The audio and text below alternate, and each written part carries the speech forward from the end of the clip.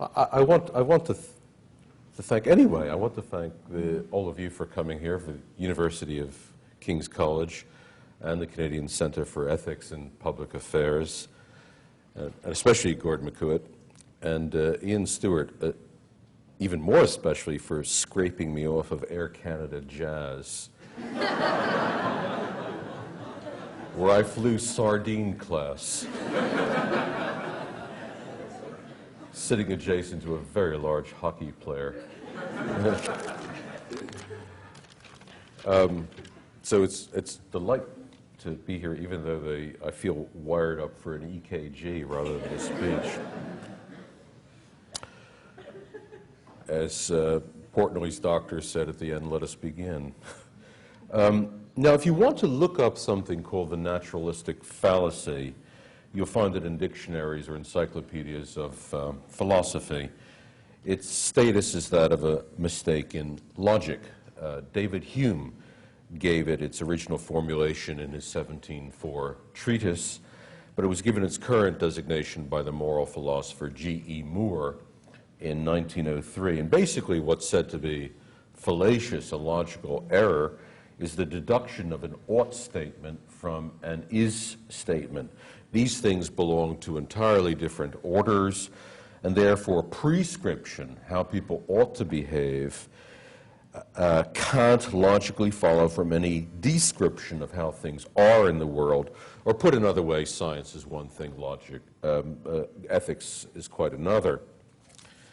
I don't have any contributions to make to any debate about logical inference, but I do want to talk about the naturalistic fallacy, both as an historical accomplishment, as a stipulation about social roles, and as a practical problem for many of the arguments we're currently having about scientific and technological policies in our society.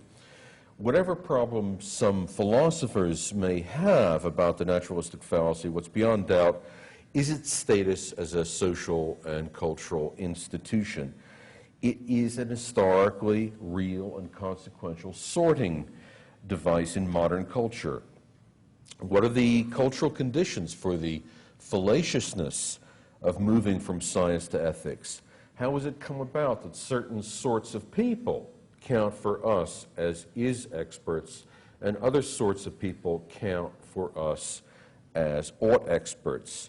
And what does this distinction between social roles and types of people mean for contemporary culture and for the political process that we're living with now? And finally, is there anything that can be done to address the problems brought about by this distinction? Now, one way of gaining entry to these nested issues is to ask what the public authority of scientists, that is to say our is experts, now consists in. And an obvious answer is that authority flows from expertise. Who knows more about heredity than a geneticist? Who knows more about rocks than a geologist? More about how your heart works than a cardiologist? Knowing more is associated with the power to do more. And even if the public don't care about the scope and depth of knowledge, that's not their business, they surely care quite a lot about technique and the capacity effectively to intervene to do things. So who would trust a car mechanic to fix their heart? A cardiologist to fix their car? Or a well-meaning friend who is ignorant of both hearts and cars to fix either? Power to act is seen to derive from the scope and quality of expert knowledge. So techno-expertise is central to questions about the authority of knowledge and knowers in our sort of society, and there's no getting around that fact. But there's some difference between expertise as a feature of technical authority and expertise as a sufficient response to questions about authority. So I want to try to get clear with you about what's meant by the authority of scientific expertise. Second, I want to look at some problems attending distinctions between technical authority and moral authority. And lastly, I want to trace some moments in the historical career that have produced present-day thinking about the technical and the moral. Now, there are at least three problems involved in the notion that technical expertise alone offers us adequate basis for public trust. To start with, expertise cannot be known directly. Trust in expertise depends first upon locating that expertise. In the nature of things and in our sort of society, expertise is almost always external. That's to say, it belongs to someone else. And our problem as individuals is how to recognize it, access it, and mobilize it. The rationalist individualist tradition that we inherit from the 17th century philosopher John Locke insists that proper knowledge is knowledge whose warrants are wholly within one's own compass. We only really know what we see at first hand or what we can prove with our own minds. But the practical consequences of embracing this kind of individualism should be the recognition that we have scarcely any legitimate knowledge at all. I'd like to say none whatsoever, but that would take a bit longer to argue. So that almost all of our knowledge, at least I would want to say, is held by courtesy, through reliance upon others on the basis of authority and trust. I know that this particular cardiologist is a good one because I read it a while ago in Boston Magazine's article on good doctors.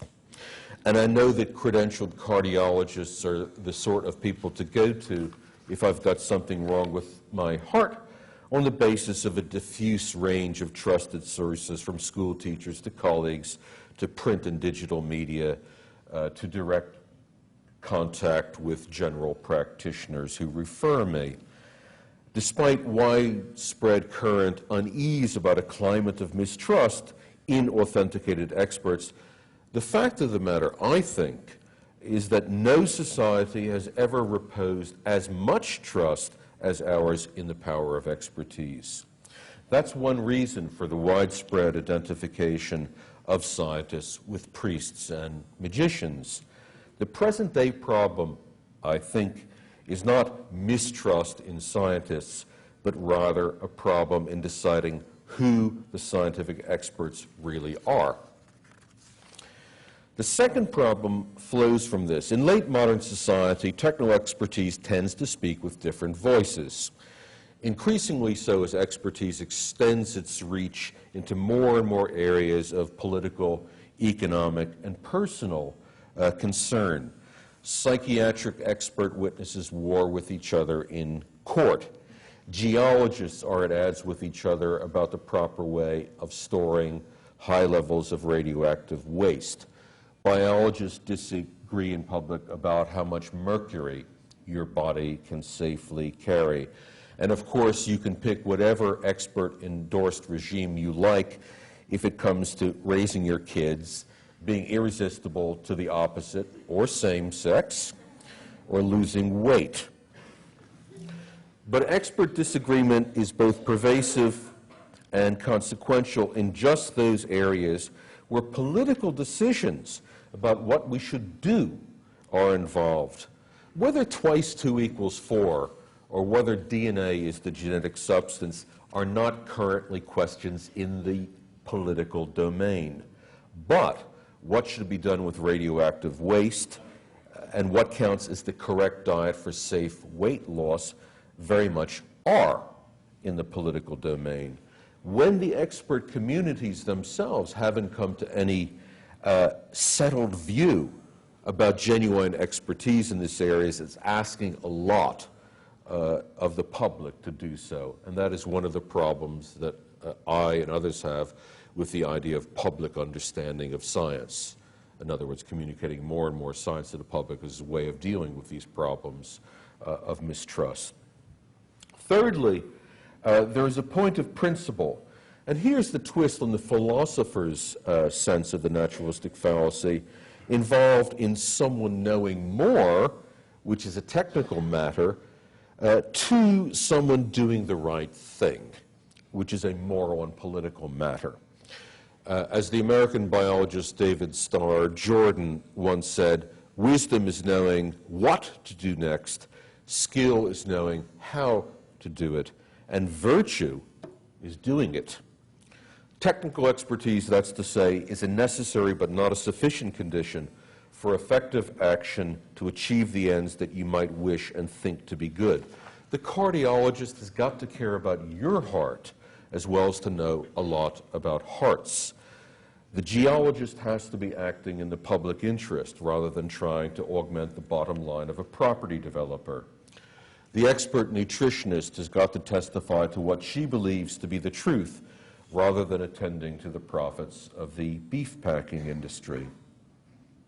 So, in order for trust in experts to have its practical grip, we have to be satisfied not just that certain individuals know more, but that they're well-intentioned.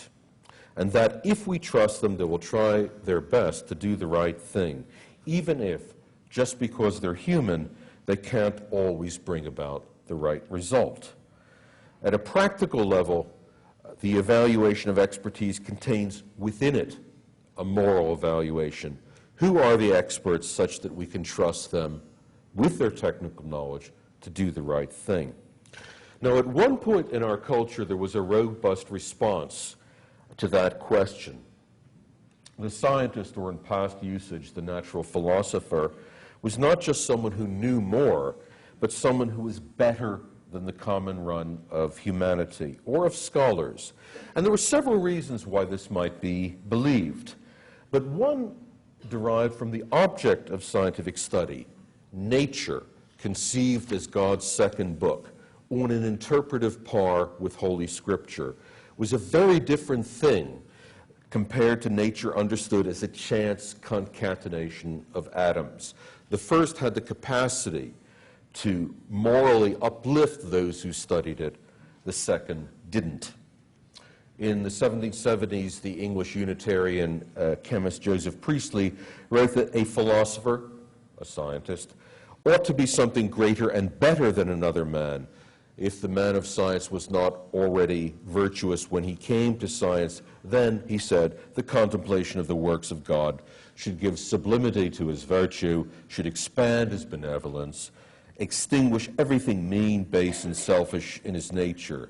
Now, if we find these sorts of sentiments ridiculous today, it's in part because our view of the object of scientific study, natural reality, has itself changed, courtesy of the achievements of scientists themselves, largely in the middle and later part of the 19th century. If we conceive the object of scientific study as a secularized nature, that nature now contains no moral lessons and has no capacity for moral uplift. In 1898, Leo Tolstoy's essay on modern science described what he called a strange misunderstanding that lay at the heart of modern culture. This is Tolstoy. A plain, reasonable man expects science to tell him how we ought to live, how to treat his family, his neighbors, and the men of other tribes, how to restrain his passions, what to believe in and what not to believe in, and much else. But what does our science say to him on these matters, Tolstoy? It triumphantly tells him how many million miles it is from the earth to the sun. But I don't want any of those things, says a plain, reasonable man. I want to know how to live. To which the modern scientist responds, in effect, that's not my business. Now, this response is entirely reasonable from a modern point of view. And in the view of many, it's just a necessary condition for the objectivity and the integrity of science. Science, to be science, can't deal with the intractable and irredeemably subjective ought, but exclusively with the potentially consensual and objective is, with fact and not with value. This self-serving, self-denying ordinance made science powerful, but at the risk of moral irrelevance. But it was a price that had to be paid. At any rate, that was the view of the great German sociologist Max Weber, writing his essay, Science as a Vocation, in 1918. This is Weber. Science once promised that it would show the path to God, the road to happiness or to virtue. But who, aside from certain big children who are indeed still to be found in the natural science departments. Weber said, "Who still believes that the findings of astronomy, biology, physics, or chemistry can teach us anything about the meaning of the world?" During the late 19th and early 20th centuries, the technical experts of Western society reflectively and systematically disengaged their work from the moral domain. The object of their study didn't invite moralizing, and the conditions of internal consensus and external credibility made forays from is to ought, fraught with risk. Any slippage from the descriptive to the prescriptive wasn't just a naturalistic fallacy marked by the philosophers, but it was culturally and politically a bad idea. If such people as moral experts in modern society existed, you were not to find them in the laboratory or speaking from a scientific podium. This was, for example, Albert Einstein's opinion. This is Einstein. Knowledge of what is does not open the door directly to what should be. All scientific statements and laws have one characteristic in common: they are true or false, adequate or inadequate. Roughly speaking, our reaction to them is yes or no. For the scientist, again Einstein, there is only being but no wishing, no valuing, no good, no evil, no goal. As long as we remain within the realm of science proper, we can never meet with a sentence of the type, "Thou shalt not lie."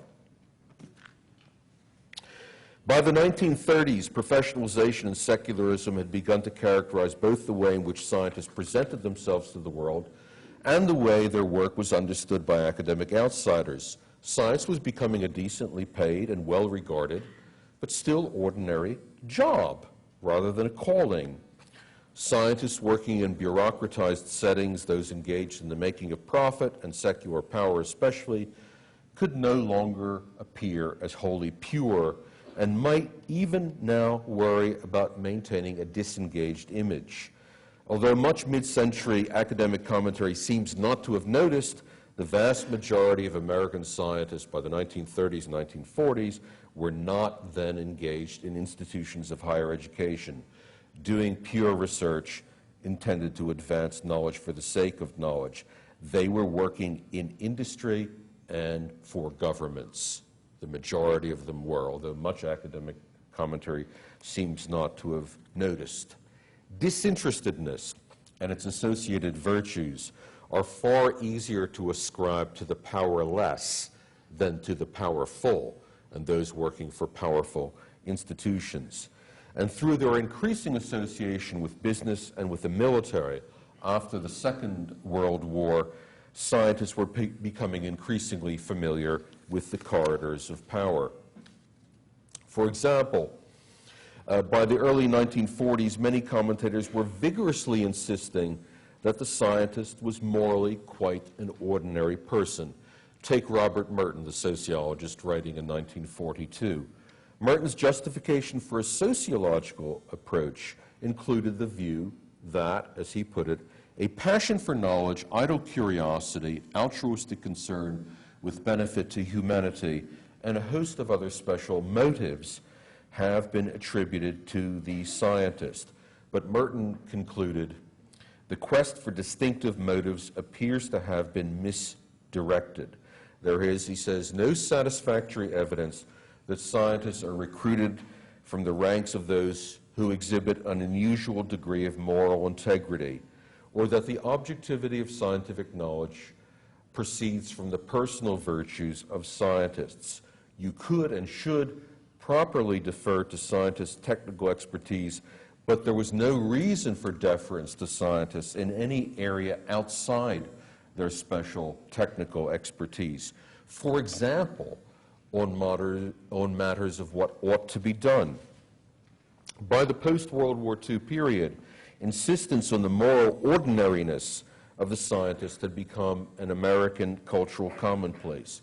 So in 1950, a book called Science is a Sacred Cow argued that science should not be treated as a sacred cow, just as in 1965, Ralph Lapp's The New Priesthood warned against the dangerous mistake of treating scientists as priests. The author worried about what later came to be called by Habermas technocracy, while other writers took for granted that the legend of heroic virtuosity persisted in some quarters only to identify the myth makers not with practicing scientists, but with moralizing educationalists. And he warned the public against credulity. Scientists, they said, are very ordinary professional men, and all they know is their own trade, just like all other professional men. Nor are scientists, it was said, better than anyone else at predicting an inherently unpredictable future, even when they forecast the future course of science and technology. Percy Bridgman took this view, the Harvard physicist. Knowing more science never means knowing much, if anything, about its future course of development. And this is really relevant to discussions of social responsibility, because much insistence, post-World War II insistence, that the scientists be socially responsible meant that the scientists could envisage what the future would be, the future course of science and technology. In 1964, Jacques Barzun's wonderful book, Science, the Glorious Entertainment, pointed to the loss of integrity and freedom associated with the scientist becoming the servant of the state and, as he said, the darling of industry. The old cosmopolitan loyalties to the free republic of science had been replaced by local loyalties to governments or to corporations. In the same vein, at this time, sociologists wrote that today the man of science has become a hireling, a willing subject in the service of the nation state. Now, this is not just external commentary. Many scientists themselves have very vigorously insisted on their collective moral ordinariness, warning the public for that reason against excessive trust in science. In 1963, the biologist Erwin Chargaff composed a sour modern dialogue in which an idealistic old chemist, Chargaff himself, was lectured by a trendily ambitious young molecular biologist. "You seem," the young man sneered, "to have the romantically foolish idea that only a good man can be a good scientist." The old chemist conceded the charge, but not its foolishness. For some biologists, the rise of big science and the associated industrialization of research were the decisive events compromising any notion of distinctive scientific virtue. So here is the biologist Paul Weiss writing in Science magazine and doing a bit of history of science. Throughout the phase of history which we have come to survey, and that was the last 3 centuries, till very recently, to be a scientist was not a job, but a calling. The scene, however, is now rapidly changing.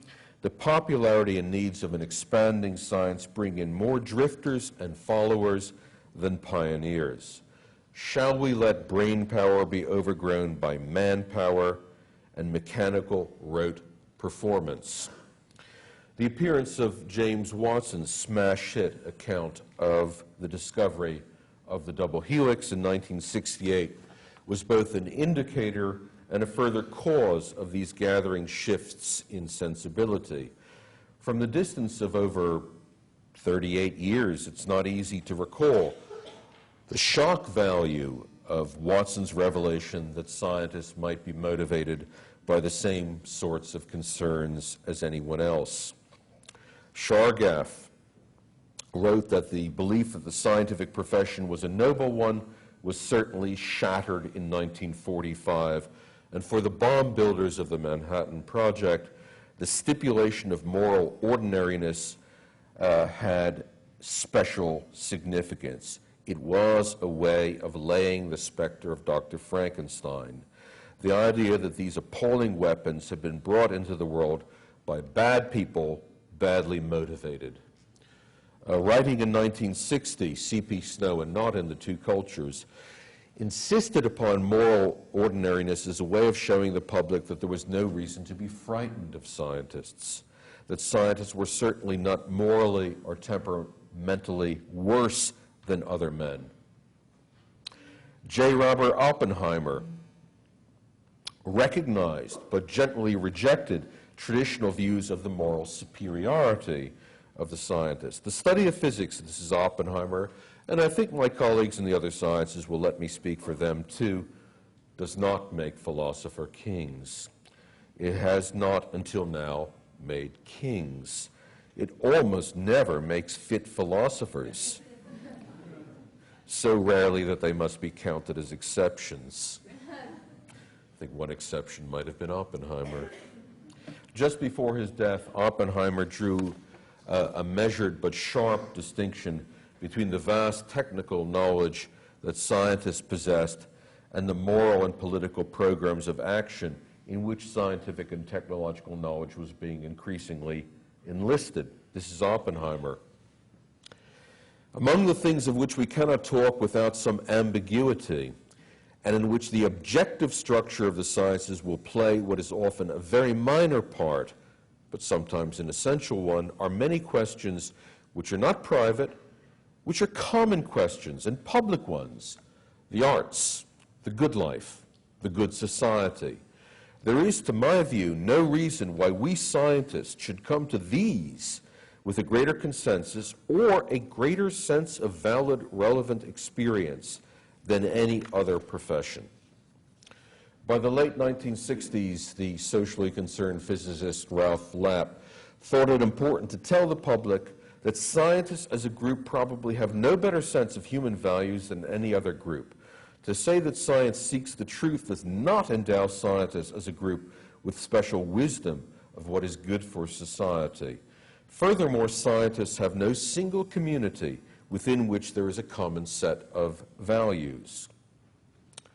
So it follows from this and from very many other statements by scientists themselves that there would be no reason to pay any special attention to scientists' views on what ought to be done, which was Tolstoy's important question.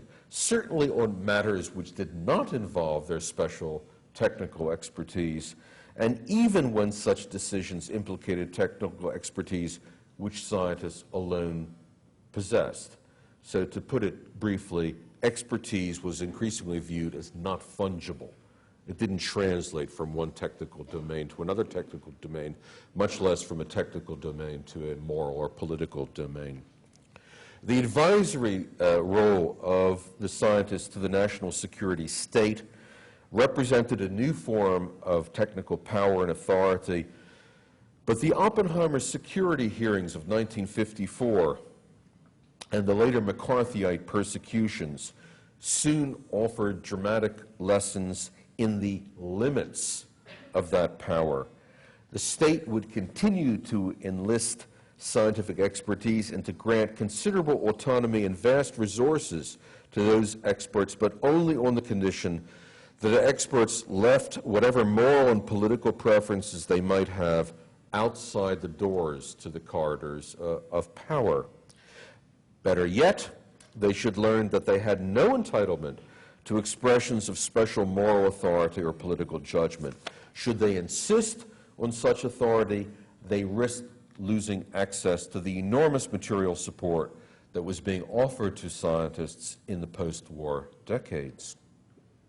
After the Oppenheimer hearings, the board reminded the American scientific community of the boundaries that democratic society placed around technical expertise. This is the board's judgment.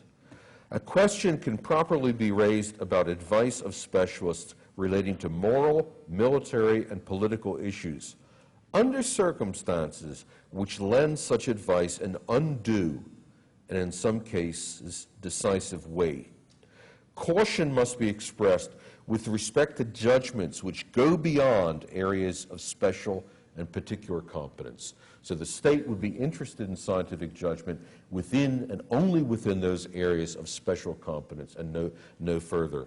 Shortly afterwards, a commentator on the Oppenheimer hearings noted, the the security board, didn't care what Oppenheimer's moral scruples were. It was the fact that he had any at all, which was the problem. And so the board's final report announced, "We know that scientists with their unusual talents are loyal citizens and for every pertinent purpose, normal human beings." And that was probably meant as a warning as much as a description. The is-ought distinction, that is to say, was to be institutionalized in the modern scientific role as a condition of its political legitimacy. And it was a contract that appealed to both parties. The political powers got expertise on tap without interference in their political prerogatives. The scientists got money and a reconfigured but still worthwhile version of autonomy, as, for example, in the peer review system. Now, if the transition from knowing more to knowing what is the right thing to do is understood, as it is in the naturalistic fallacy, as a move within distinct languages or from one distinct language to another, and if our technical experts are considered to be no better than anyone else, then there's no basis for granting them any special moral authority. What I've tried to do briefly is to trace the historical development of just such beliefs, the result of which is a bias of technical experts now to avoid debates over morality and policy, and of moralists and policymakers to mistrust those technical experts who may still assert their special authority to make judgments about what we ought to do. This state of affairs is increasingly taken as a matter of course in late modern society. How could it be otherwise?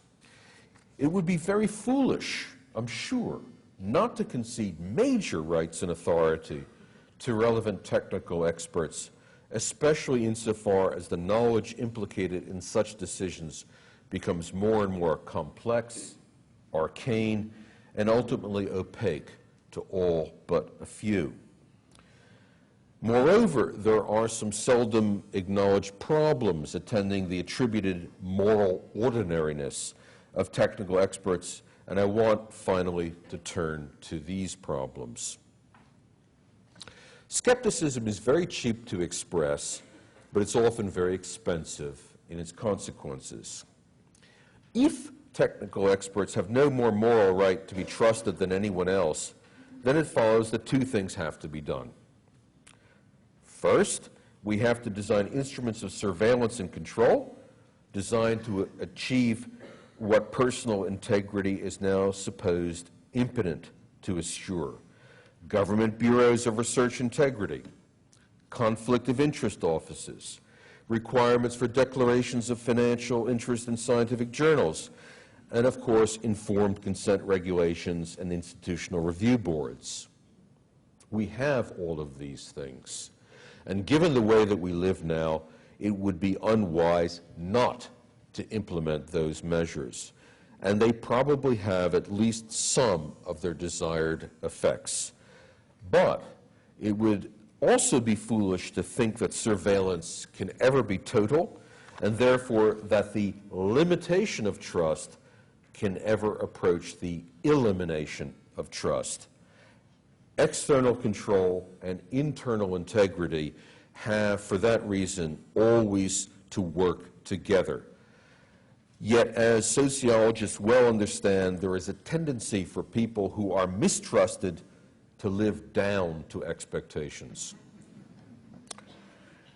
Secondly, if our experts are presumed to lack integrity and moral authority, we have to put in place people specially trained to evaluate moral options and to advise on or to make moral decisions.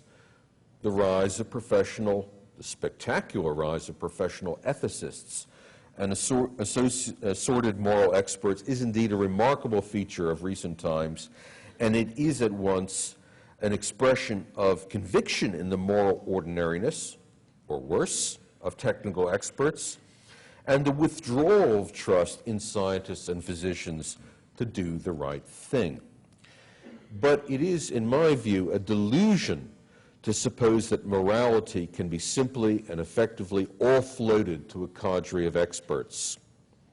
Even if one accepts the very idea of superior professional moral expertise, the problems of locating such moral expertise and trusting it are very much the same as those sketched in the case of technical expertise. How do you recognize genuine moral experts? Now, this objection is not pedantry. Many bio and medical ethics centers now depend massively upon funding from the pharmaceutical industry. And in the U.S., the further turn of the skeptical wheel began long ago. Who watches the watchman? The regress is potentially infinite, and the intellectual, economic, and moral costs of traveling very far along that road are massive, crippling, and deeply unpleasant.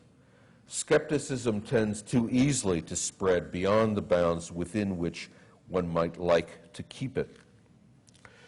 Late modern society, our society, has indeed traveled the skeptical road, but it has not gone as far as some commentators suppose. For an indicator of the extent to which a trust society has not yet been dissolved and to which technical experts are held to higher than ordinary standards of conduct, look no further than the extent to which both the public and many of our experts respond to occasions of scientists' materialism, malfeasance, corruption, and insensitivity with displays of shock and dismay. Again, as sociologists know very well, moral outrage is a pretty good sign that an offense has been committed against what a society holds dear. The demoralization of technical expertise is far from complete. A trust society is very far from having been dissolved. There is, I think, an almost inverse relationship between the ease of taking measures to cope with the alleged demoralization of science and the likelihood that these measures will work.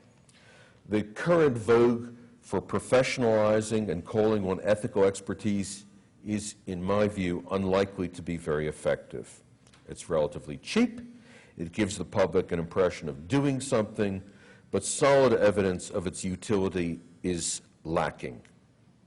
At the other extreme, if indeed the demoralization of science proceeds from some such large-scale social and cultural changes as secularization and professionalization, the possibilities of positive action in these matters are slim to nil. In pronouncing the disenchantment of nature at the beginning of the 20th century, Max Weber described the conditions in which scientists could no longer be priests, moralists, or even morally uplifted by their work. Few present-day scientists would want to unwind that bit of history, but no one can now be unconscious of the extent to which announcements of the death of the sacred were premature. Christian, Islamic, and Jewish fundamentalism have taken care of that. Neither is the 20th century professionalization of the scientific career and the transformation of science from a calling to a job a change that anyone could undo, or that anyone who enjoys the fruits of big science-produced technology and medicine would want to undo. But between the ineffectively easy and the impossibly visionary, there are, I think, real opportunities for addressing the corrosive growth of public mistrust. One such possibility is now being canvassed in various forms by many scientists and physicians and medical journal editors themselves. The commercialization of late modern science is pervasive, but academic science without large-scale commercial sponsorship or links is not inconceivable.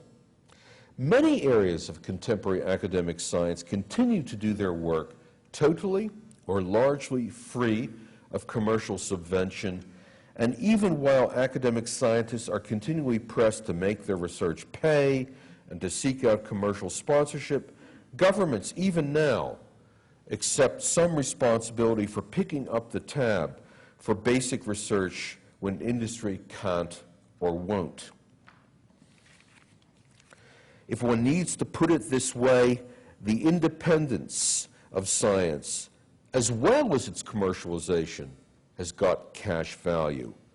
If science comes to lose its public credibility, it loses everything, including its utility to industry.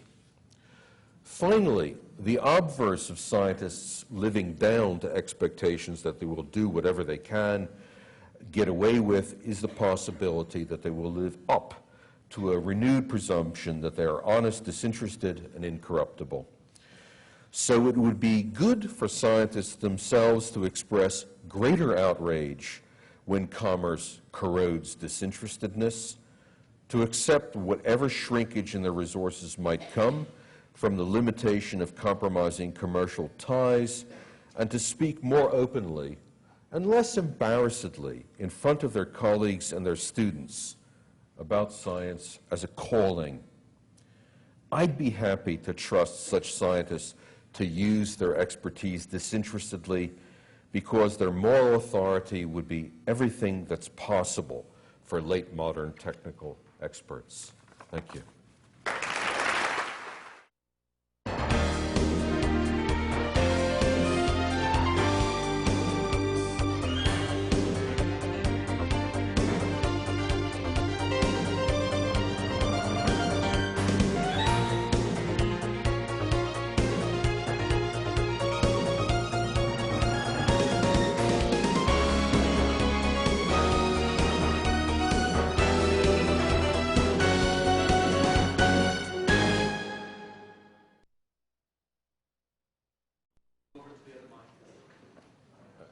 Another thing I might do is be fallacious. I feel the questions that you're asking is immensely important. I don't, since I was making the point that we don't presume expertise to be fungible, I don't think that my expertise is fungible in this area. I know perfectly well the kinds of debates you're talking about.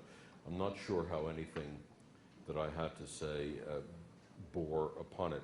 I don't think, for example, to say that a cardiologist has to care about your heart as well as to know about hearts does not translate into the distribution of resources for expert inquiry to produce global equity. I have nothing to say about that, except that if scientists, agricultural development experts, or what have you, really wish to produce benefit for global communities, they would certainly be well advised not simply to deploy the expertise from the laboratory to the field, but to listen to what a range of people want and what their concerns are. But I really just don't feel competent to address that. And I certainly don't think that the good intentioned expert necessarily is part of an institution which is geared up to deliver global equity. I mean, for that, I think we simply have to do politics at the level of politics.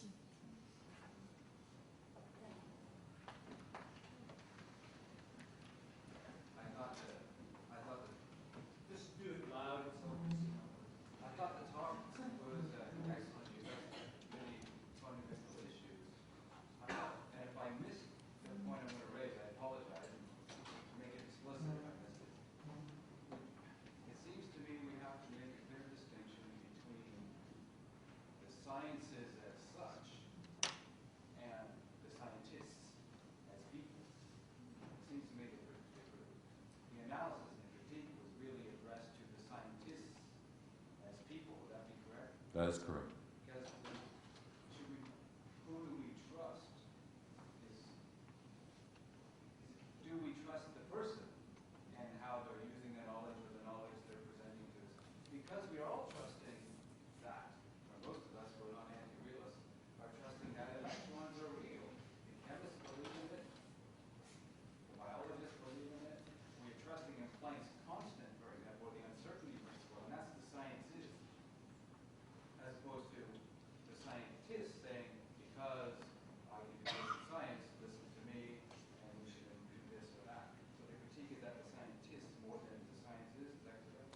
Yeah, no, I don't think you missed very much, but you missed something, and that's my fault. It went by rather quickly. Um, we do trust that DNA is the genetic substance. The question about whether we trust Planck's constant is interesting. I would dare say most of us don't know what it is. But we've all gone through school, and school science is tremendously effective at conveying a view of solidity and consensus. One of the great things about school science, and especially I think of physics and mathematics compared, for example, to school history or sociology or literature, is it can very effectively tell you you're wrong. So we have an institutional means for developing a very high degree of trust in scientific knowledge.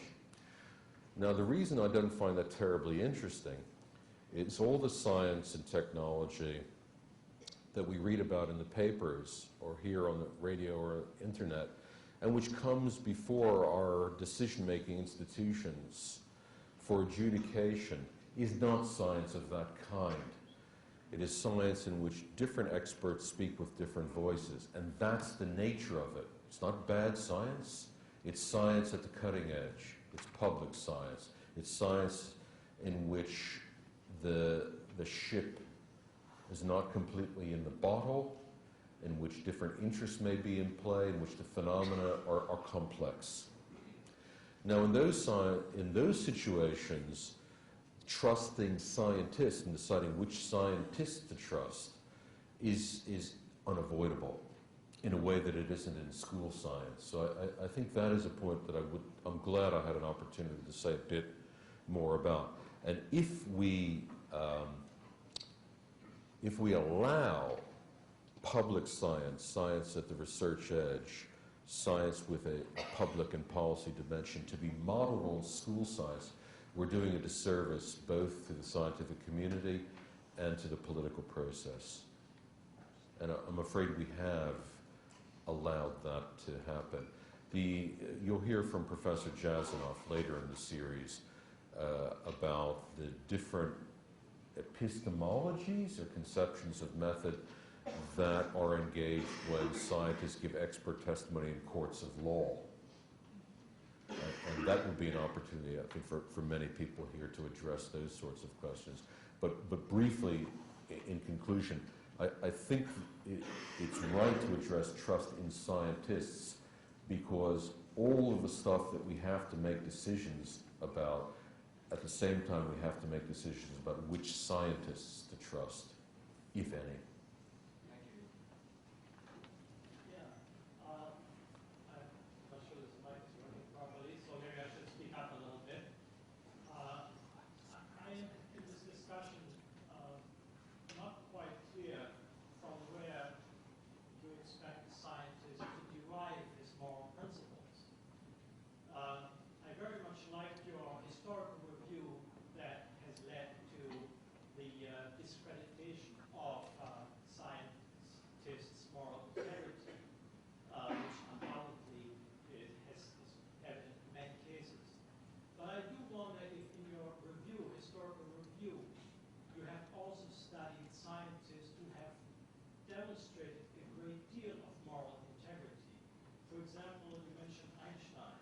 I can think of a scientist like Max Planck, who is an eminent physicist, but has shown a great deal of moral integrity in his relationship with Einstein and his actions that he took towards promoting Einstein as a scientific peer.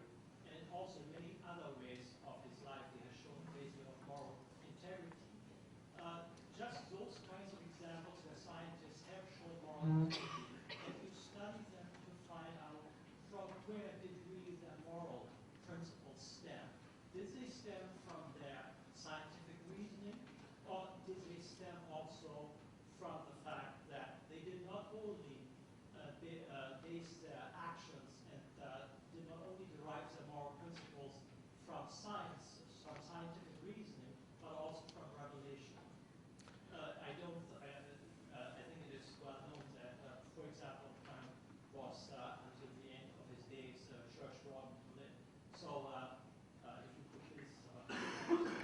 I've been asked to repeat questions.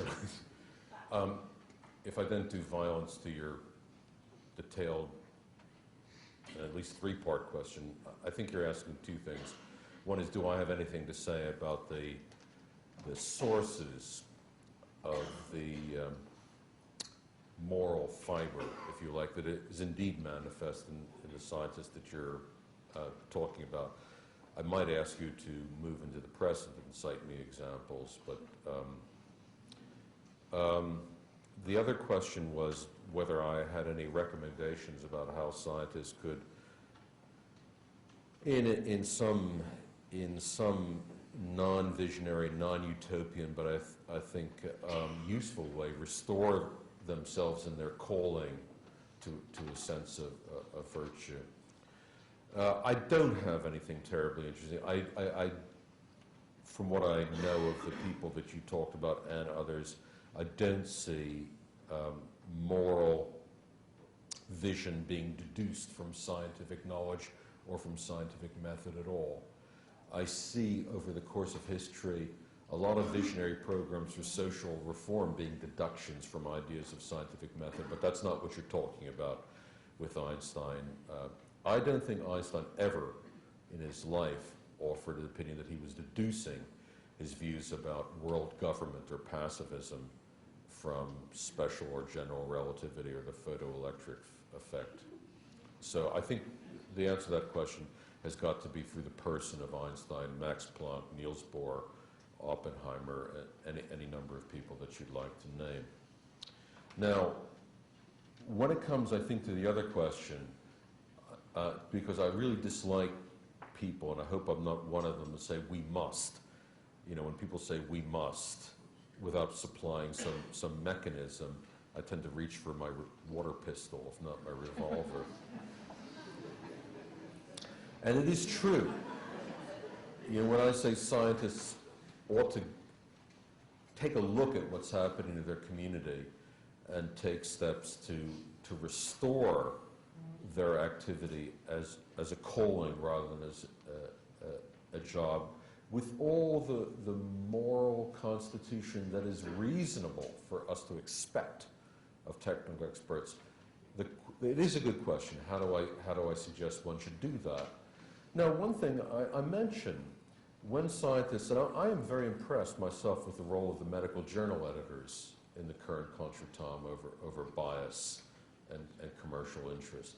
They've got themselves together and they say, look, this will not do.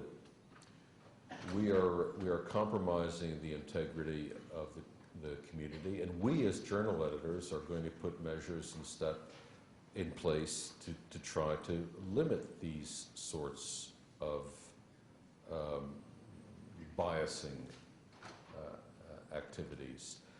Another thing that happens that one would like to see more of, one would like to see scientists in public expressing more outrage and more upset when these things happen.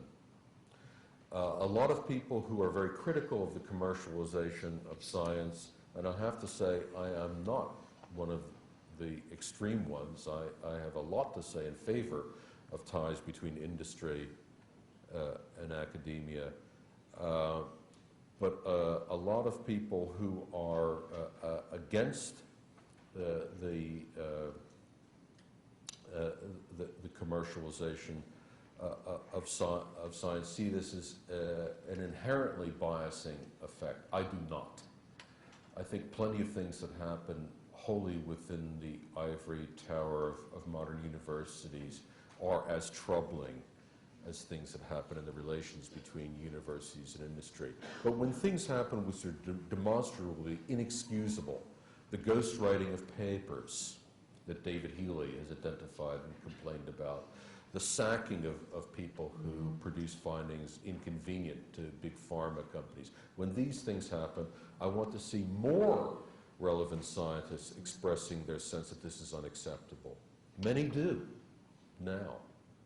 And if this happens, if more of them say, we'll draw a line, this is unacceptable, then this is a way of restoring science to whatever virtue it can reasonably expect. And I would also like to see scientists, and here I include myself, academics in general, in our professional, in our big science or big history of science or big sociology world, talking more, less about career prospects and more about problems and the excitement of getting stuck into a problem and solving a problem.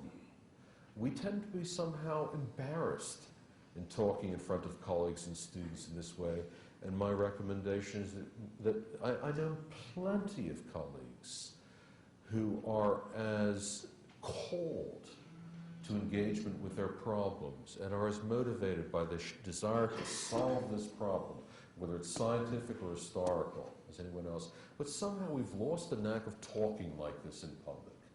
We talk cynically about what sells. We talk about what's likely to get you a job. We talk about what's likely to get published. I think we have got enough people, quite a lot of people, who are not actually motivated in these careerist ways, and I would simply like to encourage them to talk in public more in the idiom that actually inspires them. So I think these are reasonable things to us to do. They're not, snapping your fingers and solving the problem, but I think we've got a very complex set of problems to solve, and it would be wrong to identify a simple solution to these problems. This microphone, because I was looking at who came up first, all right? I'll come to the microphone even though it doesn't work. I'd like to, without at all wanting to disagree with this idea of awakening a sense of integrity in science in a way that you just expressed it so lovely right now, I'd like to challenge you a little bit on an argument you made on the way to get there. And challenge you on it because I hear it many times in many places from researchers, from physicians, and it's always puzzled me. And the argument is this one about people behaving down to expectations. So if you regulate us, that means you don't trust us. And I find it very interesting who makes that argument, who doesn't, who gets to make that argument, and who doesn't. Because as a citizen in my country, there are laws against murder. I don't behave down to them, and I don't think my government distrusts me for making them. So I've never understood why it is taken in this personal sense that someone mistrusts me, and this is why, or someone mistrusts people like me, and this is why they're making external regulation, because they don't trust my internal integrity. So I'd like to hear your thoughts on that. Yeah, clearly, you're absolutely right. This is not a global argument. As you said, the extreme example of laws against murder don't, to any conceivable extent, produce more murder. The remark is founded on a fairly large body of research which doesn't deal with murder, but as many in the room will probably know, school teachers told that the students that they're about to teach in their class are of a certain intellectual level, and they don't perform very well. And then with a control group of the same IQ or whatever you want to do, the teacher's being told that the students are rather clever and they do rather well. That's the sort of thing I have in mind. You prompt me to make a distinction between your example and the examples that I just posed. And I think the instance of scientific integrity is closer to the school teacher example than to the murder example. I can think of many reasons why people don't commit murder, apart from the fact that, apart from the legal and penal environment with which it's surrounded. In other words, their sense that it's wrong. Take less explanatory examples, and your body of research is about children, not about adults. Gun control or laws about Yeah, accepted. We have to go fast questions. Even fast ones. You mentioned in your conclusion and in your response to some of the other questions that it would be of value to the science community to try to preserve its integrity. Which is interesting in the university context of corporate sponsorships and all that. I guess I feel like I'm missing something here because I'm wondering what it would actually look like for the scientific community to lose credibility in the public eye. I just can't imagine a Luddite with an eyeball. Like what would that? What effect would that have? What would that actually look like? Or am I not seeing?